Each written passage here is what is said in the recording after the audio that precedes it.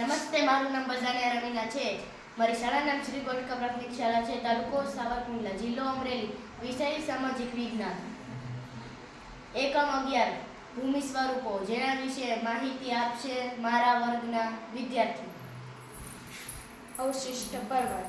ઘસરણના કારણે કુદરતી બળો સમાન ટકી રહેતા શેષ ભાગમાંથી અવશિષ્ટ પર્વત બને છે. ખીણ પર્વતોની હારમાળા વચ્ચે આવેલો નીચાણવાળો ભાગ એટલે ખીણ કહેવાય છે. સમુદ્ર પર્વત બે જળ વિસ્તારોને જોડતી સાંકડી જળપટ્ટીને સમુદ્ર ધૂમિ કહેવાય છે. દ્વીપકલ્પ, જે ભૂમિભાગને 3 બાજુ સમુદ્ર અને 1 બાજુ જળ વિસ્તાર આવે છે તેને દ્વીપકલ્પ કહે છે.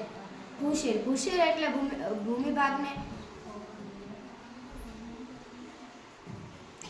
મેદાન, સપાટ ભૂમિભાગને મેદાન કહેવામાં આવે છે.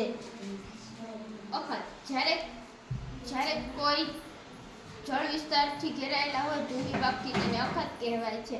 ખંભાતનો અખત અને કચ્છનો અખત. સંયોગી ભૂમિ, બે જળ વિસ્તારનો અલગ કરતી સાંકડી ભૂમિપટ્ટીને સંયોગી ભૂમિ કહે છે.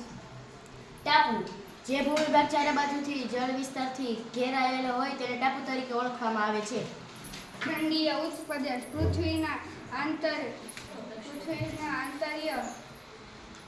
હલનચલનથી કે